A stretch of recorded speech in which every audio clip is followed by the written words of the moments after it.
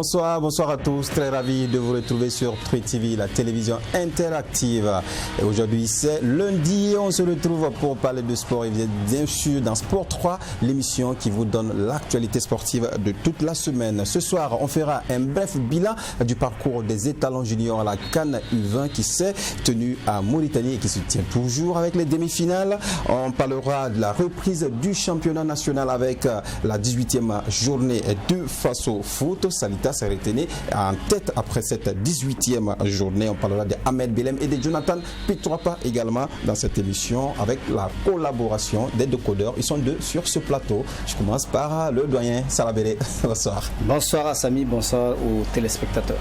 Voilà, bonsoir Ibrahim Dianda également. Bonsoir à vous et bonsoir à Salabere. Bonsoir à nos amis qui n'ont pas pu faire le déplacement aujourd'hui. Oui. On les salue et également bonsoir à tous les téléspectateurs. Oui, bonsoir à tous les téléspectateurs et merci pour votre fidélité. Merci de nous suivre sur la page Facebook de la télévision Truy TV et aussi sur le canal 254 ainsi que la TNT également. On se retrouve après cette petite virgule.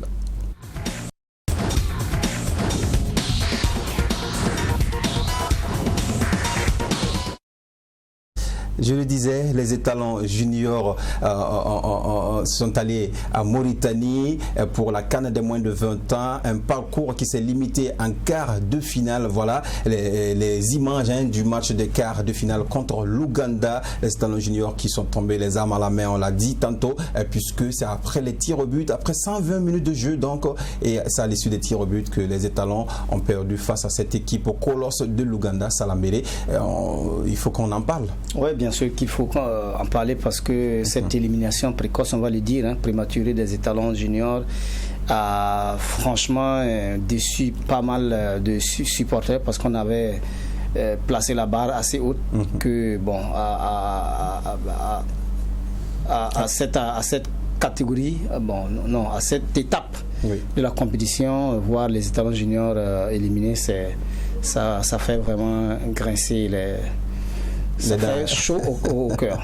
Oui, les étalons juniors, voilà, vous avez vu les tirs au but et c'est le dernier tir du joueur ougandais qui se dirige vers notre caméra pour manifester sa joie. Alors, Dianda, pour vous, ces quarts de finale, normalement, c'était à la portée des étalons, même si dans le fond, le match était très difficile.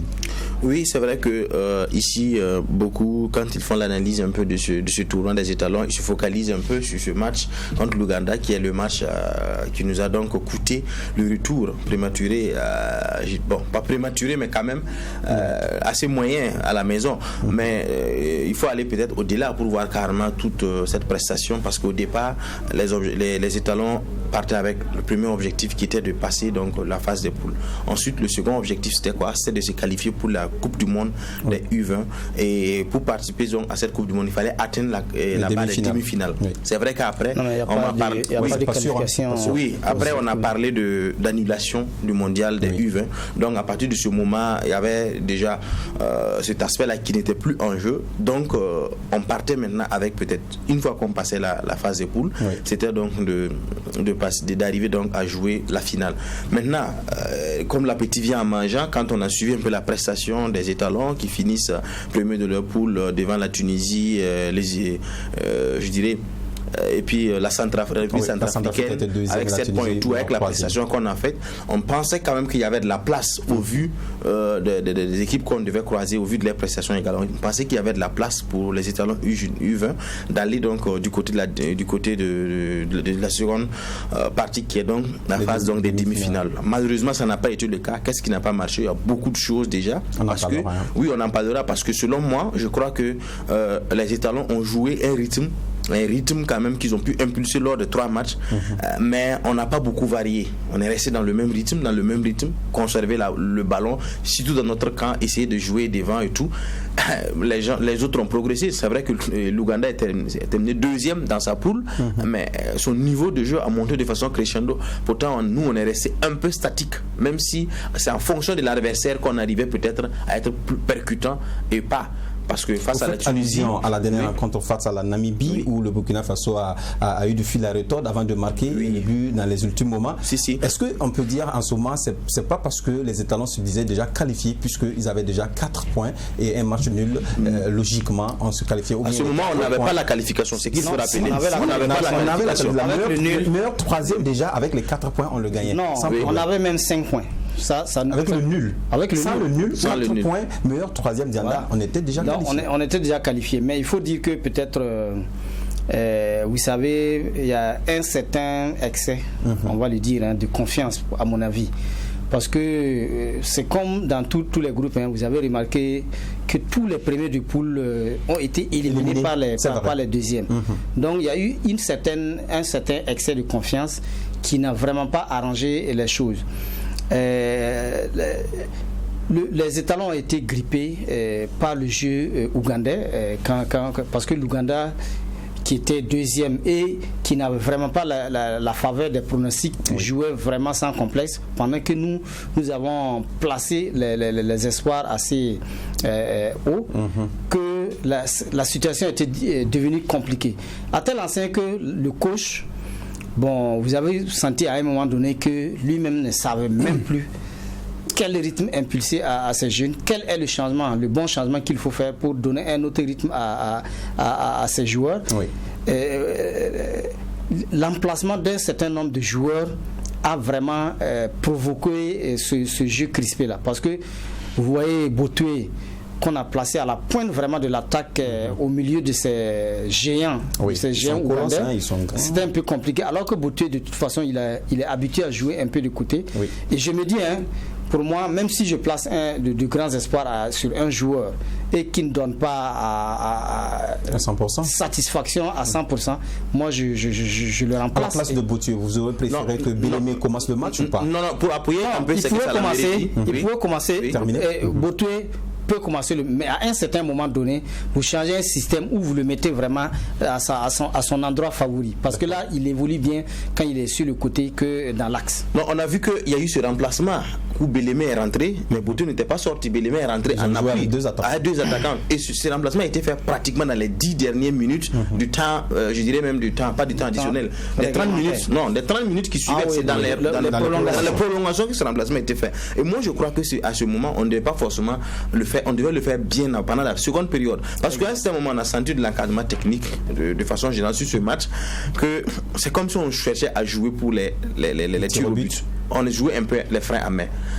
On me dira peut-être que c'est le rythme aussi qui a imposé son jeu, puisque ils sont grand de taille, et ils sont techniques également. Non, et là je vous donne raison. Là je vous donne raison sur ce point. C'est pas forcément que l'Ouganda nous a donné un peu du fond à l'étonne. Il faut, avec tout le respect que je dois à nos coachs, il faut aussi le reconnaître. Ils ont été bouffés tactiquement à un certain moment.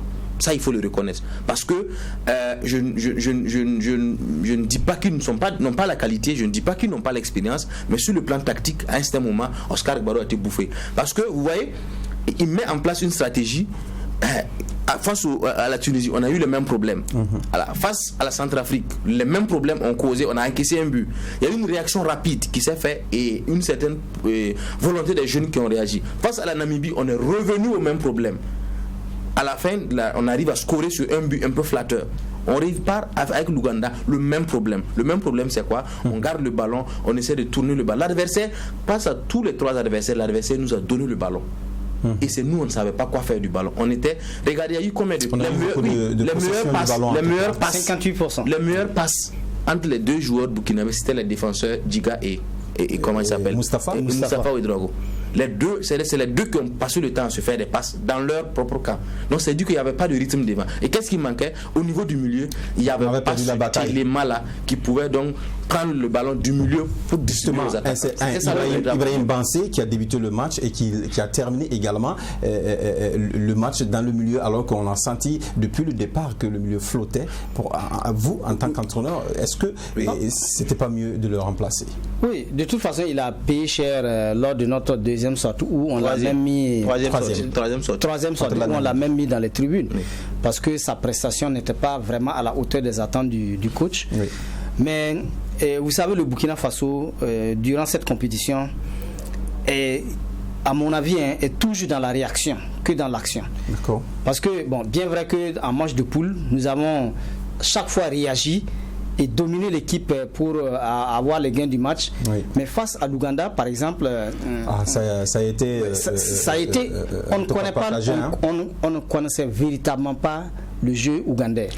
Mais c'est une erreur parce qu'ils ont joué 3 matchs quand même dans la poule A. Le Cameroun, la Mauritanie. Oui. Et voilà, on a quand même. C'est comme si vraiment les coachs n'ont pas étudié le jeu ougandais. Si, c'est peut-être l'Ouganda qui a mieux étudié le jeu des Burkinabés. Ou ça peut être que les coachs ont été bouffés tactiquement. C'est ça. Parce que le jeu ougandais, franchement, ça séduit notre équipe. Oui. Et ça, du même coup, hypnotiser leur jeu à tel enseigne que ça ne progressait pas. C'était une domination stérile de la part de oui, mais les étalons se sont ressaisis, il faut le dire également, à un moment donné, et c'était équilibré vers la fin des 90 minutes. Hein. Non, vous parlez de cet équilibre dont vous parlez.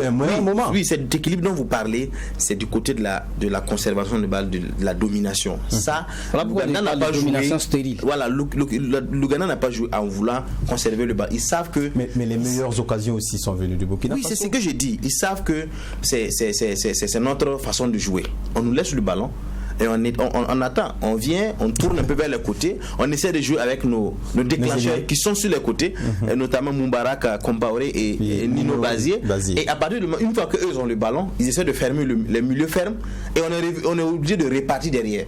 Une fois qu'on vient au milieu, au niveau de la ligne médiane, on part vers le côté et on répare derrière. C'est-à-dire qu'il n'y avait pas cette rythmique à partir de la ligne médiane pour pouvoir perforer et à pouvoir jouer avec Kwame Botoué. Je ne sais pas. Est-ce que c'est de cette façon dont, quand on a joué pour l'UFOAB, peut-être c'est à eux de répondre, je n'en sais rien. Mais ce que je sais, c'est que nous n'avons pas progressé. Et comme vous le disiez souvent, Adama Salambere, un coach doit pouvoir avoir plusieurs stratégies dans sa sacoche. À un certain moment, quand ça ne va pas, on peut carrément faire un double changement, réorienter carrément la façon d'aller. Mais pourtant, on n'a pas senti ça. Malgré des moments difficiles, même face au match contre la Namibie, on a attendu l'entrée de Botoué et Yael Tiendebego faire une combinaison à la dernière minute carrément, au moment où les Namibiens étaient un peu désespérés pour marquer ce but. Sinon, face à la Tunisie, on n'a pas vu ça. Également, face à la Centrafrique, c'est pas forcément les mêmes équipes en face. L'Ouganda a bien joué seulement, le coach a bien joué la stratégie. Au moment où il n'avait pas peut-être les hommes pour nous battre, ils ont quand même tenu jusqu'à aller au tir au but. Et figurez-vous bien, vous voyez, ils ont fait 5 tirs, 5 buts. Ça veut dire beaucoup de choses. Ils ont préparé le coup.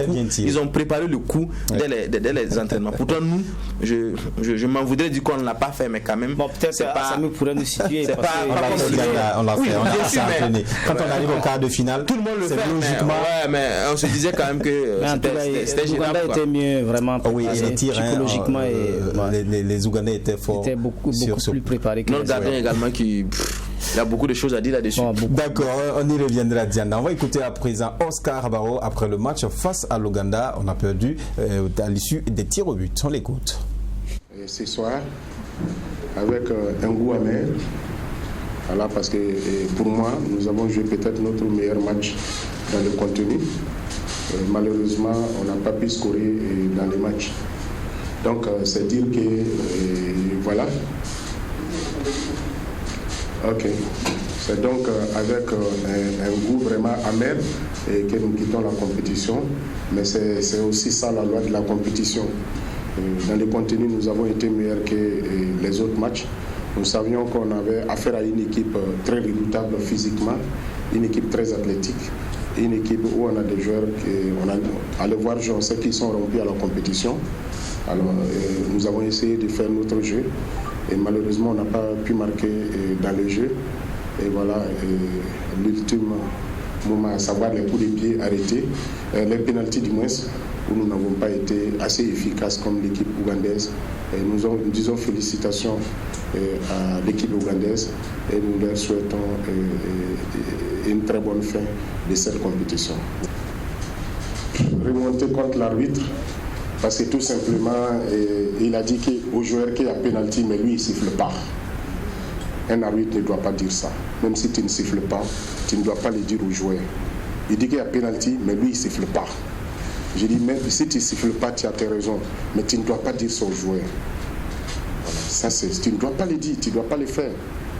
Même si on sait que tu es venu, tu as ta décision, tu as choisi un camp, tu peux le faire, mais tu ne dois pas le dire. Cet arbitre a eu le courage de dire aux joueurs sur le terrain qu'il y a pénalty, mais lui, il ne siffle pas. C'est ce que je lui disais. Je dis, c'est pas bon pour un arbitre. Voilà. Pour un arbitre qui doit officier un match de façon neutre, tu ne dois pas le dire. Même si tu as ça dans ton ventre, il faut le garder. En le disant, tu frustres plus d'un. Et c'est ce que je lui disais. Tu ne dois pas dire ça. Voilà, c'est ce que je lui disais. Voilà, Oscar Barreau qui était visiblement remonté contre l'arbitre, parce que ce pénalty, oui, ça allait être le tournant décisif de ce match, puisque on était aux ultimes moments où les étalons pouvaient prendre le dessus, oui, et avoir la qualif pour les demi-finales. S'il avait sifflé, on n'allait pas crier au scandale. Vous avez suivi le match et ça l'a mérité. Oui, mais de toute façon, tout le monde a vu la main. De toute façon, c'est l'arbitre qui est le seul maître du terrain. Oui. C'est lui qui siffle s'il y a pénalty ou pas. Et on ne peut que respecter ses décisions. Mais maintenant, vous l'avez peut-être dit que l'arbitre a vraiment choisi son camp. Franchement, je ne vois pas ça de cet œil, parce que vous savez, les arbitres, ils sont également appelés à progresser. Ils ont des gens qui sont derrière le commissaire de match qui notent ses performances, sa prestation.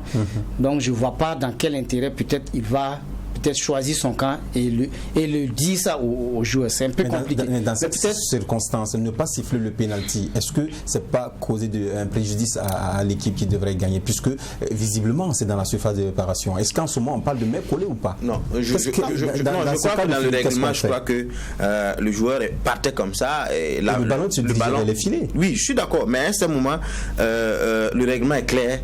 À partir de ce moment, c'est l'arbitre qui fait son appréciation. Et dans le fait de l'action, dans le fait de l'action, l'arbitre a apprécié. L'arbitre a apprécié qu'il n'y a pas pénalty. Maintenant, il a dit, il y a des commissaires de match, il y a le commissaire de match, il y a les inspecteurs des arbitres qui suivent. À la fin, ils regardent. Et à partir de cela également, ils notent les arbitres. Au vu de ça, le règlement dit effectivement, voilà, c'est ton appréciation, mais tu as fait une mauvaise appréciation parce que ça s'est dirigé et tu devais suivre les pénaltys. Ouais. Et là, les sanctions se prennent là-bas. Mais on le dit souvent, il y a plein de choses. En ce moment, ça s'est passé, oui. On a vu des pénaltys inimaginaires. Voilà, on a vu plein d'erreurs, c'est passé, mais qu'est-ce qu'on fait? C'est la vie. Ce sont des hommes également. Pour revenir un peu à la polémique soulevée ici, je crois que l'arbitre a voulu peut-être, on a suivi un peu comme l'arbitre à tout moment, même quand il y avait un coup de pied arrêté, il partait main de l'ordre et tout. Il voulait peut-être instaurer son autorité en disant que c'est moi qui décide. Même s'il y a pénalty, c'est pas à vous de me le dire, c'est à moi de les siffler. En disant ça aux jeunes, pour dire il y a pénalty, mais je ne siffle pas. Pour les dire de se calmer. Mais bon, Oscar, lui, il a estimé que ça peut frustrer et tout. C'est sa façon de voir les choses, c'est normal. Ouais. Parce que quand on en a fait de l'action, on s'énerve vite et tout. Mais qu'à cela ne tienne, je le dis et je le répète, c'est vrai, ce pénalty-là pouvait bien sûr relancer les choses parce que tenez-vous bien que l'équipe ougandaise n'allait plus rester dans ce système attentif pour attendre voir contrer les étalons. Non, ils allaient peut-être sortir, dominer ou pas forcément récupérer les duels au niveau du milieu, mais essayer d'organiser le jeu pour essayer maintenant d'attaquer à outrance. Et là, ça allait également laisser un peu de l'espace, comme le veut les Kwame Boutou, comme le veut les Geoffrey, pour essayer de contrer. Un contre un, vous avez vu un peu, quand Geoffrey Bazir venait un contre un, il arrivait à éliminer facilement. D'accord. Heureusement, pour les Ougandais, ils ont compris ça. Ils faisaient toujours je vous fais une confidence vraiment. Oui. J'étais derrière le camp des Ougandais. Vraiment, si ce joueur ougandais n'avait pas touché le ballon, ça allait aller directement dans les filets. Et moi, à la place de l'arbitre, ce ballon qui se dirigeait dans les filets, j'allais siffler. Mais si vous n'étiez pas l'arbitre n'était pas derrière les filets. Une erreur peut-être de la part de l'arbitre. Mais moi, je préfère un entraîneur qui vraiment reconnaît peut-être les erreurs de son équipe. Parce que le match là, c'est pas prévu que c'est sur penalty tu vas gagner. Ça arrive en pouvait siffler et un joueur allait rater le penalty. Voilà, un penalty n'est pas synonyme d'un but. C'est ça. Vous sifflez la faute. C'est ça. Moi, je préfère qu'il donne vraiment une analyse vraiment beaucoup plus approfondie de son équipe. De gens, non, peut-être les latéraux n'ont pas bien animé leur couloir. Boutué n'a pas assez bougé. Un truc comme ça pour vraiment donner une explication. Il a dit avant d'entamer le cas de l'arbitre. Il a dit également, non, moi je suis pas là, je m'inscris vraiment en faux parce qu'il a dit que le meilleur match, hein, c'était le meilleur match du Burkina. Moi je trouve pas que c'était vraiment le meilleur match du Burkina. Pour moi le meilleur match du Burkina, ça reste le match où on a gagné 3-0 face à la Namibie. Non, la Centrafrique. Ah, Centrafrique, voilà. Moi je crois que c'est notre meilleur match. Alors, parce que ici c'est pas forcément le meilleur match où vous n'arrivez pas à pouvoir donc faire en fait on a voulu je sais pas, on dit qu'on ne peut pas jouer comment on appelle ça, ce style de jeu là sans vouloir quelqu'un un meneur de jeu réel. C'est ce que je n'ai pas compris parce que quand vous prenez Yves Clovis Ouedraogo qui était un milieu de terrain qui arrivait donc à grignoter beaucoup de ballons dans les pieds des adversaires. Roland Sanou qui était vraiment devant la défense qui enlevait les ballons. Ibrahim Bansé qui également faisait ce boulot, qui organisait le jeu derrière. Je dis bien derrière. Il organise derrière, il essaie de temporiser derrière devant la défense. Mais devant, il n'y avait rien. Ces trois-là ne pouvaient rien apporter devant. Ils n'ont rien pu apporter devant. On a vu Bansé à ce moment. C'était plus projeté vers l'avant. Oui, projeté vers l'avant, mais il récupérait plus de balles qu'il n'en donnait devant. Il manquait ce déclencheur de celui-là qui allait peut-être s'approcher vraiment de la dernière ligne défensive pour casser cette ligne-là et donner une passe en profondeur. Et à partir de ce moment, même si ça passe pas, il y a des coups francs qu'on peut avoir. Mais là, on veut jouer avec les côtés. Les gars ont fermé les côtés. Au milieu, ils tournent en rond, ils reviennent vers la défense. Alors, Ibrahim, j'ai une question.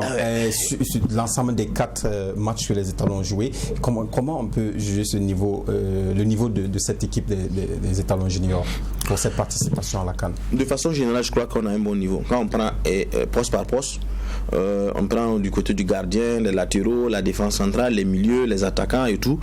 Je peux dire quand même que nous avons quand même un espoir quand même d'avoir des grands joueurs, parce qu'il faut le rappeler, l'objectif de façon générale de participer également aux compétitions de petites catégories, c'est de préparer la sélection A.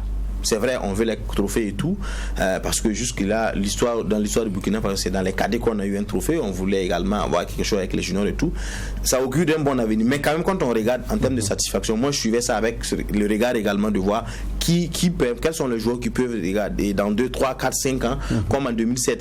On se rappelle notre CAN Junior 2007 où il y avait Alain Traoré, Charles Kaboré, on avait Adama Guira, Bakary Koné et tout. Ces jeunes-là sont venus 2-3 ans après en équipe A et se sont imposés pendant presque une décennie. C'est dans cela que moi j'analyse un peu et je regarde. Sinon, c'est pas mauvais. Voilà, c'est pas mauvais. C'est vrai que dans l'action, il y a beaucoup de choses qui se sont ratées, mais quand même, on a eu l'une des meilleures équipes quand même du tournoi. Quand on prend de façon intrinsèque, poste par poste, on a quand même des grands joueurs.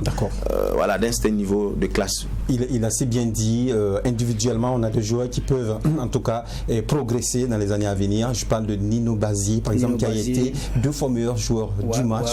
Comment vous avez non, franchement, c'est même rare de voir une équipe qui perd et où le meilleur joueur du match et l'homme du match se trouve dans cette équipe.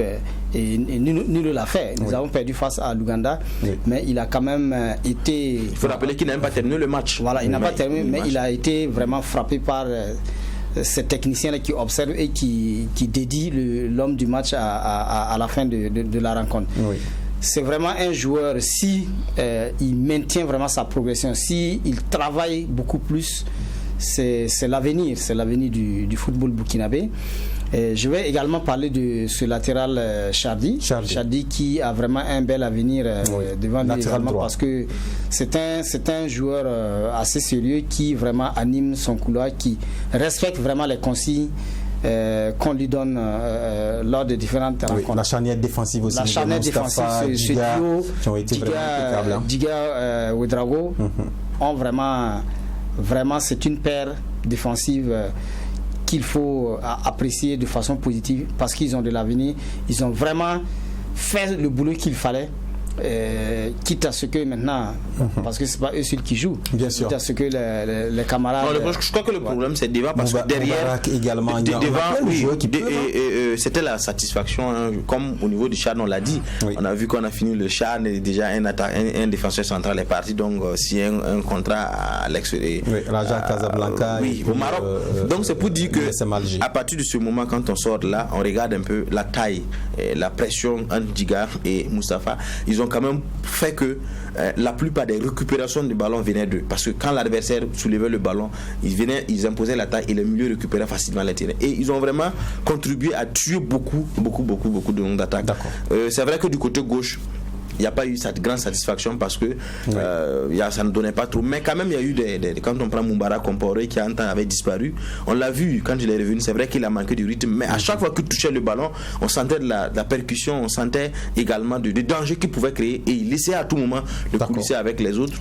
Au milieu également, Roland Sanou, Clovis, Bansé, ils ont fait le jeu qu'il fallait. Moi, je ne les en veux pas, ils ont fait ce qu'ils pouvaient faire.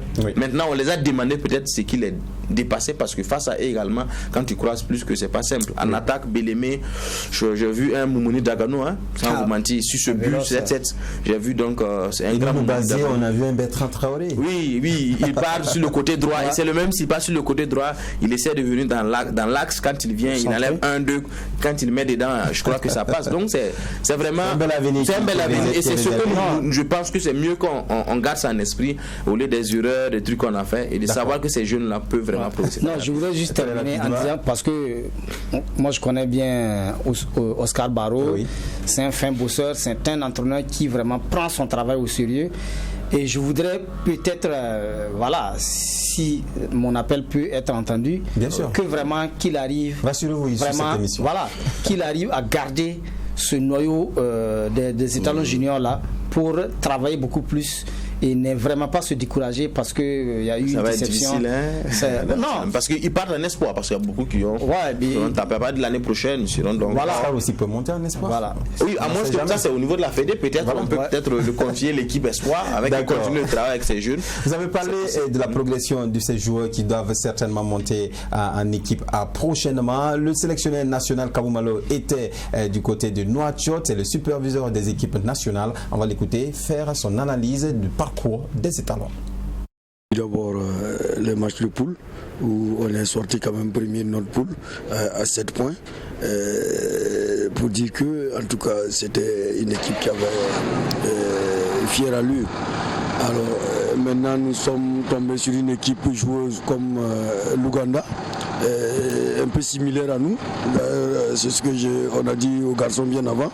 Alors c'est un match à qui tout double où nous avons, en tout cas selon mon analyse, nous avons possédé le ballon sans pour autant marquer. Bon, maintenant ça se dessine au tir au but. C'est vraiment le sort qui ne nous a pas permis de continuer. Mais quand même nous avons gardé en tout cas de bons souvenirs parce que ces enfants, et quand vous voyez, c'est une équipe quand même qui joue avec des plans de jeu. Même si, par exemple pour le match d'aujourd'hui, nous n'avons pas suffisamment basculé vers l'avant. Je pense qu'il y a de bonnes choses à retenir et il y a des enfants qui en tout cas pourraient frapper plus haut et peut-être même frapper dans l'œil des recruteurs et ça c'est déjà quelque chose, c'est l'objectif quand vous amenez une équipe junior en compétition, ce n'est pas généralement pour remporter le trophée, même si c'est ça l'objectif, mais déjà je pense qu'on a vu de bonnes choses et ça nous a ouvert les yeux sur certains jeunes. Et il y a également en tout cas que ces enfants qui ne jouaient même pas dans leur club et qui n'étaient pas titulaires dans leur club, que les coachs ont pu révéler par cette compétition.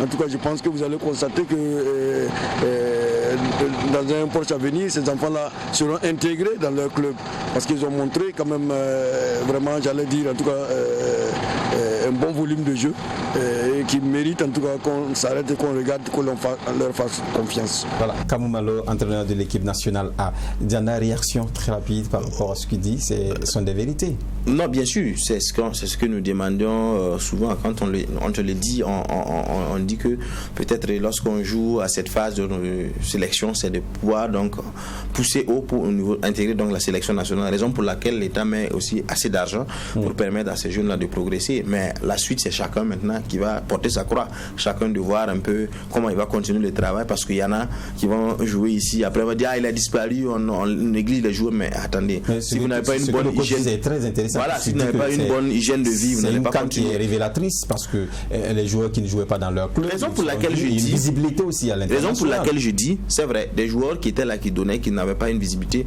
peuvent avoir la chance. D'autres également vont venir, peut-être briller et après disparaître. On va dire, tel nom il est où, tel nom il est où. D'autres vont carrément aller en D3, en D4. On en a vu dans le passé parce que c'est le travail qui a manqué. C'est pas parce que vous êtes venu être homme du match 2 fois que vous devez peut-être dormir sur les lauriers et dire bon, finalement je serai titulaire indiscutable dans mon club, parce que le coach au club, lui, ne voit pas ça. Lui, il voit peut-être ce que vous donnez pendant l'entraînement. Et moi, j'espère quand même que Kamou Malo, après avoir superviser l'équipe des locaux, même si c'est à moitié du côté donc, du Cameroun, et également les juniors, carrément tout le voyage. Dans sa prochaine liste, on va sentir quand même, parce que je me rappelle que à sa signature, il avait le double objectif, non seulement de qualifier le Burkina Faso à la CAN, mais également le travail au mixage. Et il avait dit qu'il travaille là-dessus. Je pense qu'il a assez de matière, notamment sur certains postes où on peut peut-être prioriser un peu le titulaire, mais peut-être combiné avec un jeune. Moi je prends par exemple je prends par exemple un poste de latéral droit où Issa Kaboré, qui est même blessé si je ne me trompe pas, mais il y avait 3 semaines de disponibilité, au lieu peut-être de faire asseoir encore un Steve, un Stenna. Je ne dis pas quand même qu'il ne faut pas l'appeler, mais quand même qu'on trouve un jeune pour accompagner le supplier au lieu d'envoyer les vieux, parce qu'il y en a plein. Côté gauche on a vu Koulibaly qui est carrément en train de partir. Donc on a de la matière pour essayer de faire ça, parce qu'on ne doit pas continuer. On vous arrache la parole, Diana. Il aime beaucoup parler. Alors, ça la mérite. Non, le problème, c'est le suivi. C'est le suivi des jeunes. Kamou Malo l'a si bien dit, il y a des jeunes qui ont été révélés lors de ce championnat, lors de cette CAN des juniors, que nous-mêmes peut-être qu'on ne voyait pas parce qu'ils ne jouaient pas dans leur club. Et ces jeunes ont été révélés à l'issue de cette compétition. Il faudrait que, une fois retournés dans leur club, qu'il y ait un certain nombre de suivi, d'encadrement, et que vraiment les coachs ne les lâchent pas, parce qu'ils connaissent réellement maintenant la valeur intrinsèque même de ces joueurs-là, qui ne les lâchent plus d'un cran pour leur permettre d'évoluer. Parce que c'est des jeunes, et bon, l'esprit, c'est... Il suffit que vous preniez la grosse tête et c'est gâté. La Starmania, vous avez vu la promotion 2011 de Bertrand. C'était une très belle formation que nous avons tous appréciée. Mais aujourd'hui, quand vous faites une rétrospective, vous voyez que d'autres sont sans club. Voilà, il y a d'autres qui sont en 5e division, d'autres sont en 3e division. C'est seulement Bertrand qui a vraiment qui joue au niveau du haut niveau. Et c'est un peu compliqué. Il faut vraiment qu'il y ait un suivi pour permettre à ces jeunes-là d'avancer. Merci Salambélé, merci à Diana pour. C'est déjà fini? Non, je vous remercie pour cette première partie de votre intervention. On passe maintenant au face au foot. Voilà, et avec la 18e journée, le championnat qui reprend également. On va voir la rencontre AS Sonabel et USFA, un match qui s'est joué au stade Issoufou Colombo. Regardez déjà de belles actions avec Claver Tienebero, Petit Pont. Il passe en même temps pour Mohamed Lamine Ouattara qui marque son 14e but d'une reprise vraiment instantanée, parce que ce sont ces genres de ballons qu'il aime. Et Claver Tienebero, c'est ce déclencheur de jeu là qu'on demande, venir casser les lignes, faire une passe en profondeur pour l'ailier qui sont pour. On a l'impression que le but à partir de là, il a donné à l'ailier, la défense a cru qu'ils allaient faire 1-2. Voilà. Donc Mohamed Lamine qui était embusqué au point du penalty, juste devant le point du penalty, a profité de l'appel de Claver de 1-2 pour peut-être recevoir ce ballon là de la part donc de l'ailier. Je crois que c'est. Et Claver qui va à la rescousse, et je vais dire à la suite avoir une offrande pour le deuxième but de la Sonabel. Coup de tête, et là lui aussi joli centre de Taï, il faut le dire, Sani Ipouli Taï qui a encore animé son côté droit, qui a dressé ce centre parfait sur la tête de Mohamed Lamine Ouattara, qui le prolonge sur la tête de Claver Tienebego, qui le propulse, qui l'accompagne dans les filets. Voilà, c'est un trio gagnant qui manie bien le ballon, et c'est surtout Mohamed Lamine Ouattara et Claver en seconde période. C'est encore la Sonabel qui revient à la charge avec cette action qui ne termine pas, puisque les défenseurs de l'US Force Armée. Là, Taillé, on a senti une fatigue parce qu'il a fait une course de près de 300 mètres et de près de 30 mètres pour pouvoir dribbler ce défenseur qui était devant lui. Et il lui a manqué la force pour transmettre ce ballon à Clavet Tendeu qui n'attendait que la réduction du score pour l'US Force Armée sur ce centre. Là, c'est une erreur en voulant lever les mains, jouer le hors-jeu. Je crois que même si vous êtes arrêté en position de mettre l'adversaire en hors-jeu, à partir du moment où l'adversaire a le ballon, vous devez jouer, laisser l'arbitre faire son travail, vous levez les mains, vous déconcentrez, il passe, c'est-à-dire qu'il a le temps de se lever, regardez comment vous êtes aligné, il passe le ballon derrière vous tous au niveau de la défense centrale, et l'attaquant qui se couche bien parce qu'il n'a pas eu très confiance à son pied. Donc score final 2-1 pour la Sonabel qui commence très bien cette deuxième partie. Oui, la Sonabel commence très fort cette deuxième manche du championnat et gagne l'équipe qui menace derrière l'USFA parce que l'USFA fait partie de ses favoris, de ses équipes favorites là pour ce championnat, et gagne une victoire face à cette équipe parce que là, rappelez-vous bien qu'au match aller c'était un match nul et vierge je crois, et gagner cette équipe là qui peut donner une longueur d'avance, 3 points d'avance sur cette équipe là, c'est vraiment une grosse avancée, et que l'AS Sonabel franchement est en train de jouer sur le rôle qui lui est dédié. D'accord, on va écouter à présent Mahamadi Bagué, c'est l'entraîneur de l'AS Sonabel au micro de Yassine Sawadgo. Parce que les 3 points sont pris. On savait que ça allait être match dur contre un adversaire qu'on connaît très solide, qui a le même nombre de points que nous.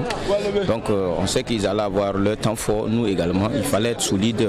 Lorsque ça ne va pas, il fallait rester en bloc dur. Et bien sûr, les occasions de but, nous allons les avoir forcément et être efficaces. Et c'est l'efficacité qui a payé ce soir. Et puis bravo aux enfants pour le combat, parce que c'était un adversaire coriace. Il fallait rester solide et ils l'ont fait. Et en tout cas, je suis fier d'eux et je suis content pour le résultat.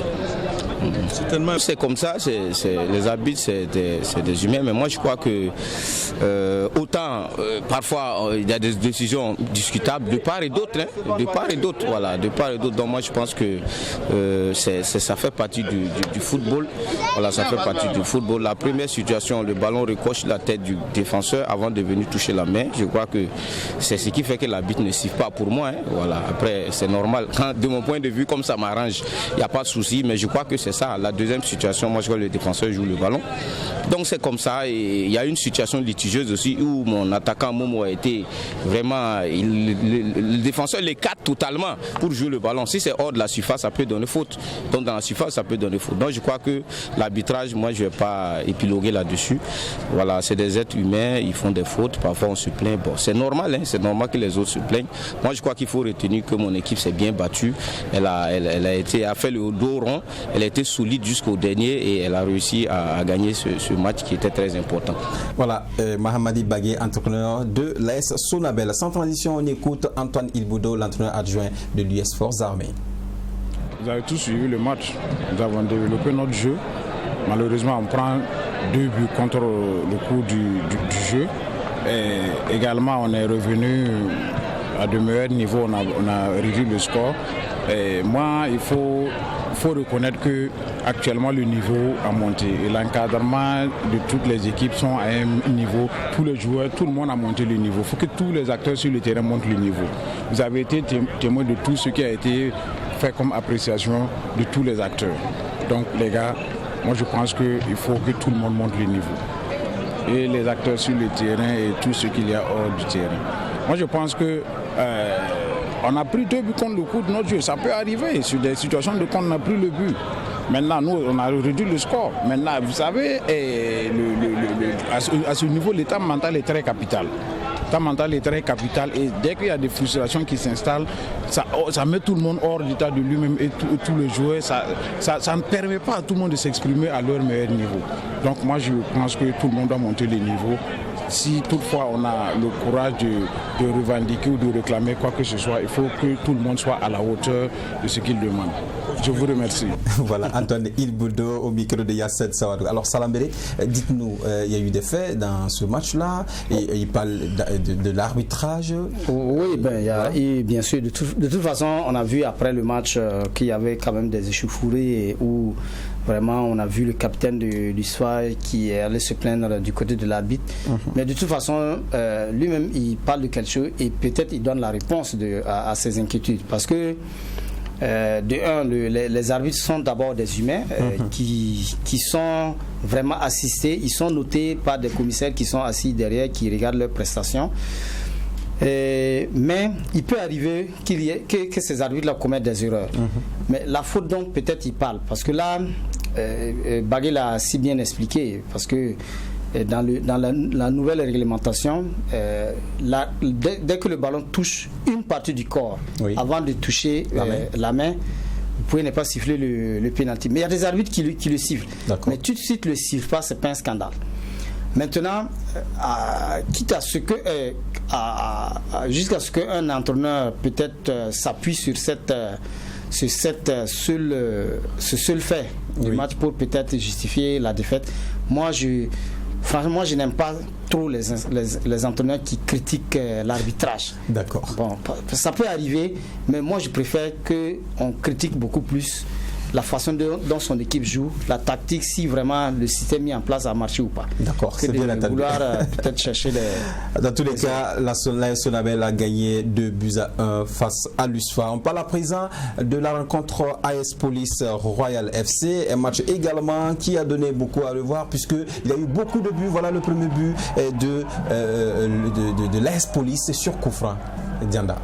Voilà, donc je crois qu'ici il y a eu une belle combinaison qui a trompé un peu le mur, hein, parce que si le mur était resté intact, ce coup franc n'en est pas passé parce qu'il fallait juste sauter et puis il bloquait.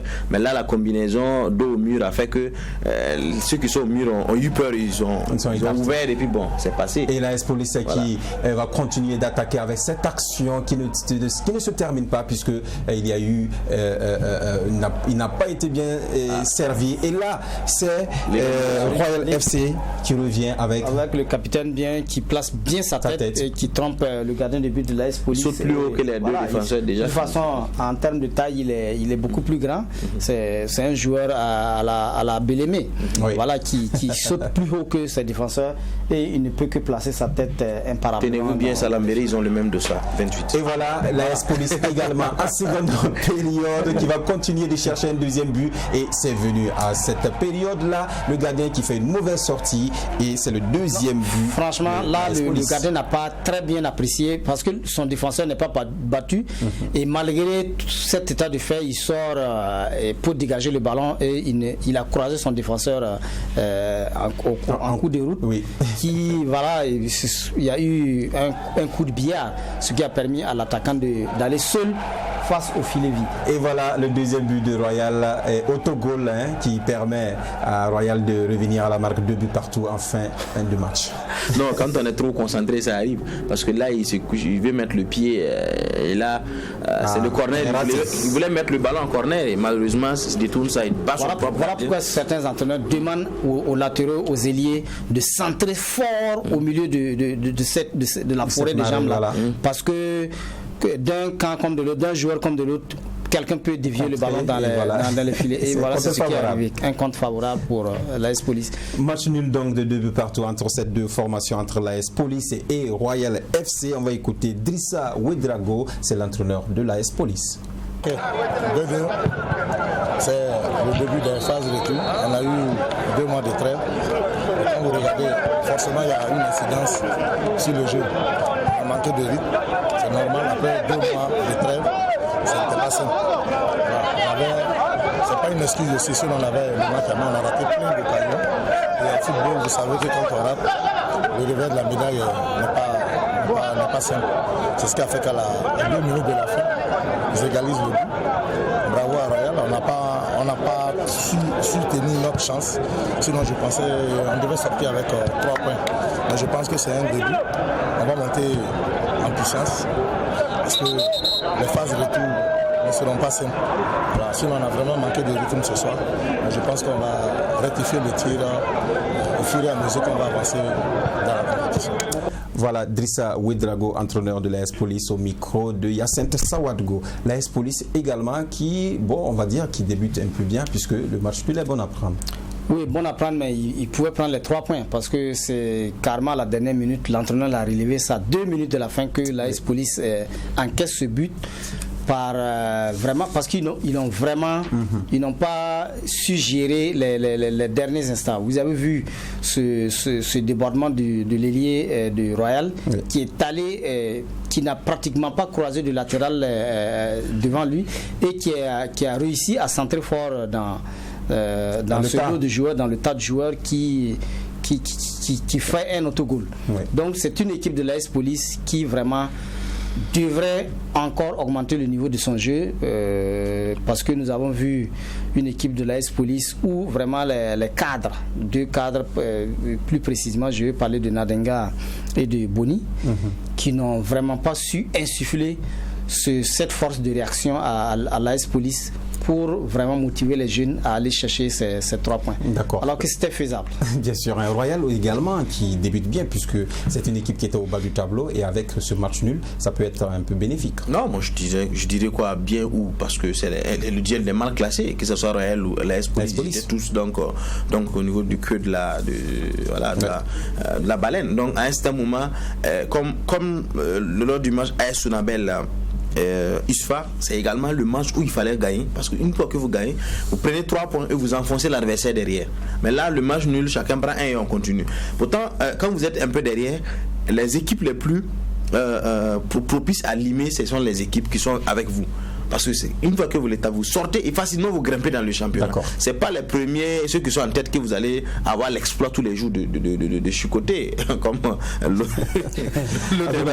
mais ce qui est sûr, c'est pas mauvais, surtout ça donne de l'espoir et surtout de la force pour la suite parce que c'est le premier match de la phase de retour. Et quand je regarde un peu le niveau, je sais que je sens réellement que les équipes n'ont pas dormi du tout pendant la phase, je dirais pendant la trêve, ils ont travaillé parce que les rythmes en train de monter, on sent que ça va être beaucoup plus intéressant pour la seconde phase. D'accord, il y a eu un certain Léopard de Saint-Camille, RCK. On va voir juste le seul but de la rencontre signé RCK dans cette rencontre où le RCK gagne d'ailleurs 1-0. Voilà, c'est le seul but de la partie. Vous allez voir tout à l'heure une frappe en dehors de la surface de réparation qui servait dans le filet pour Mouyouma et ses joueurs. Donc c'est de bon augure également pour la suite. C'est de bon augure parce que le coach Mouyouma commence à tirer vraiment le son de ce qu'il veut du jeu du RCK parce que lui il est pour le beau jeu collectif, aller en bloc jusqu'à marquer, mais cette fois-ci vous avez vu que c'est un but marqué en dehors de la surface de réparation. Ça montre également qu'il faut souvent tenir compte d'un certain nombre de paramètres dans le jeu pour pouvoir arracher la victoire. Sinon dans sa construction, le jeu collectif, vous avez eu près de 2 à 3 occasions où les attaquants du RCK sont allés mettre le ballon dehors. Il faut reconnaître également qu'ils ont eu chaud parce que là ils étaient presque en train de partager la poire à deux parce que Saint-Camille était beaucoup menaçant également par moment et c'est vraiment la lanterne rouge. C'est vrai, mais quand même quand on regarde un peu cette équipe de Saint-Camille jouer, on sent beaucoup de volonté. Ça ne sent pas même que c'est la lanterne rouge parce que vraiment on se demande comment est-ce qu'ils font pour être derrière. C'est vrai que devant c'est bizarre, mais quand même il y a beaucoup de... en première division, ça joue beaucoup, mais malheureusement l'apprentissage est très difficile. On verra la suite puisqu'il reste encore 17 journées à jouer, donc 16 journées à jouer, et puisqu'on joue 17 journées dans cette deuxième partie. On va voir l'ensemble des résultats de cette 18e journée. Léopard de Saint-Camille qui tombe face au Rail Club du Kadiogo 1-0. Kozaf qui est tombé également face à Majestic, donc Majestic gagne 2-1 à sec sur ses installations Bahraïmo 2-0. L'Étoile Finale de Ouagadougou est tombé face à Vitesse FC 1-2. La SFB également perd face au RCB. La SFB perd face au RCB 1-3. L'Asfaïninga également est tombé face à Salitas 1-3. Uzo gagne l'AS Douane 2-1 et 2-1 également pour l'AS Sonabel qui bat l'USFA et 2 buts partout entre l'AS Police et Royal FC. Et le classement après cette 18e journée, retenez que c'est la deuxième partie du tableau. Voilà, merci Césaire. Et Salitas prend la tête désormais avec principe donc 2 points de différence avec l'AS Sonabel. Sonabel qui totalise 34 points. 3 points de différence avec l'USFA face à l'AS Sonabel, donc 31 points pour l'USFA, 28 pour l'AS Douane, 27 Majestic, 26 pour le RCK, 25 USO, 24 RCB et 23 AS Police. Remarquez qu'il n'y a qu'un seul point qui sépare ces équipes que je viens de citer, et sur l'autre partie du tableau, également 22 points pour l'AS Police et les faux plutôt, ainsi que l'AS Las Fayelinga, 21 points pour Raimo, 19 pour Royal et ASEC de Koutgou, 18 COSAF, 17 Vitesse FC, ASFB également, et 16 points pour Léopard de Saint-Camille. Qu'est-ce que vous remarquez? De 4, je vois qu'entre le 10e, l'étoile finale de Ouagadougou, et les derniers Saint-Camille, il n'y a que 6 points. Donc ça dit que si Saint-Camille gagne ces 2 prochains matchs, il peut être 10e. En n'oubliant pas que les autres ne vont pas dormir. Non, je suis d'accord, mais il dit mais ça peut arriver. Donc ça montre quand même que c'est très serré, parce que c'est 1 point, 1 point, 1 même point, au haut du 2 tableau, points, même au haut du tableau, 2, 3, 1 point, 1 point. Ça veut dire qu'ici, comme l'analyse voilà, que je Césaire faisais, nous fait le plaisir de le mettre sur le tableau. Entre le premier et le deuxième, c'est 2 points. Entre le deuxième et le troisième, c'est 3 points. Le troisième et le quatrième, c'est également 3 points. Le quatrième, cinquième, 1 point. Le reste, le sixième, 1 point. Septième, 1 point. Huitième, 1 point. Neuvième, 1 point. Et même de l'autre côté, la deuxième partie du tableau, c'est à peine le 10e et le 11e, ils ont le même nombre de points. Mais le 13e, il a 19 points. Le 14e, il a 19 points. 15e, 18 points. 16e, 17 points. 17e, 17 points. 18e, 16 points. Donc, c'est 1-1. Et comme je l'ai dit, vous gagnez 2 matchs et vous êtes bien placés. Donc, c'est pour dire que ceux-mêmes qui sont 8e, 9e, 10e, ils ne sont pas encore sortis de l'auberge, parce que s'ils s'amusent à prendre le prochain match sera très décisif, puisque les équipes peuvent se départager à ce niveau. Tous les matchs qui restent seront des matchs très décisifs. Et on a vu que l'équipe, le coach de la Semaine s'inquiétait par rapport à cette deuxième manche du championnat, parce que vu que en cyclisme on appelle ça le peloton groupé, oui. Voilà, et on risque d'avoir un sprint final très disputé au niveau de 34e journée de la fin, à l'avant du peloton, oui. Et à l'arrière également une dispute, parce que là la relégation, parce que 4 doivent descendre et c'est pas du jeu, ça ne sera pas du jeu, ça peut entacher, ça peut vraiment dégrader sur la qualité du jeu à ce moment. D'accord. Et tous les matchs qui restent seront très électriques. On attendra de voir, puisque nous ne sommes qu'à la 18e journée. Passons à la deuxième rubrique de l'émission, et c'est vu sur le net.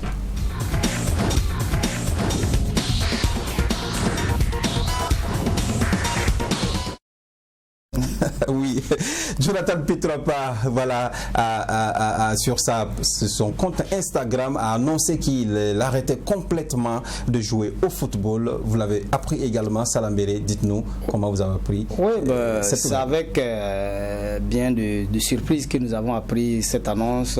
Oui. Parce que déjà, on sait que depuis un mois, il était sans club, parce qu'il ne se serait pas entendu avec son dernier club, Paris FC. Et bon, je crois que le joueur qui avait déjà l'intention d'arrêter avec le football, il a déjà fait en décembre 2019 en arrêtant avec les étalons. Cette fois, il le fait avec le Paris FC, qui est son dernier club.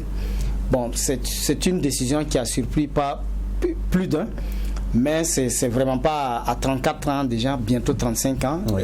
Bon, il n'a vraiment plus quelque chose à démontrer au football burkinabé et peut-être européen, parce que pour avoir bien joué vraiment dans certaines équipes comme Rennes en France et au niveau du monde arabe, mais on retient de lui un joueur qui a rendu service à la nation. On aurait voulu qu'il attende après les éliminatoires de la CAN Cameroun 2022 avant de continuer. Même s'il a joué 2 matchs avant de prendre sa retraite. Mais bon, il a même marqué, donc. Ouais, il a même marqué. Et bon, certains joueurs souvent disent que c'est bien de partir pendant qu'on a plus besoin de toi que de sortir par la petite porte où vraiment tout le monde va te chahuter. D'accord, on va voir maintenant cette vidéo de Ahmed Belem qui fait ses premiers instants avec l'USM Alger, entré en seconde période, soit à la 69e minute. Regardez comment il délivre une passe décisive pour ses coéquipiers d'Anna. Ouais, mais malheureusement, il joue, on dirait qu'il joue toujours avec ces mêmes attaquants du Charles, parce que de moi-même, c'est pas gentil. Non, oui, mais ici, peut-être, moi j'ai suivi un peu la vidéo. vidéo, il a eu 3 enjambées vraiment. Oui. Il a vraiment. Regardez la qualité des passes. Des passes lumineux. Malheureusement, les attaquants ont pris tous le décor.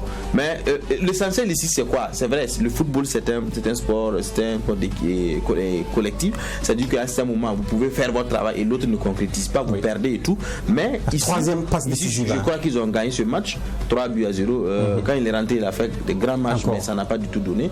Ce que je peux dire, c'est que les supporters l'ont déjà pris donc dans son cœur. Beaucoup même déjà, je suis un peu cette page et les réactions. Beaucoup demandent pourquoi il n'est pas titulaire. Beaucoup demandent de le titulariser déjà parce que on l'appelle le Mbappé de l'USM Alger et tout. D'autres pensent qu'il faut le titulariser maintenant parce que ce qu'il fait déjà c'est pas mal. Mais c'est encore une fois de plus demander aux jeunes de travailler plus parce que quand vous arrivez, vous avez le statut donc de remplaçant. Vous pouvez donc prendre ce statut donc de titulaire indiscutable et c'est toute une fierté pour le Burkina Faso. Surtout à lui également de travailler sur les seconds ballons. Parce qu'on sent qu'il fait la passe et puis il s'arrête. Mais il faut également. Le générique. Je sais que c'est la fin. En tout cas, bon va Ahmed Belem avec l'USM Alger. On espère bien qu'il sera titularisé et il fera la fierté du Burkina Faso. Merci à vous deux également sur ce plateau, les décodeurs. On se retrouve vendredi. Il n'y a pas de problème. Voilà. Merci aux téléspectateurs, vous qui nous avez suivis. Merci à la réalisation autour de Césaire Cafando. On se retrouve vendredi avec une autre émission. D'ici là, portez-vous bien. Au revoir.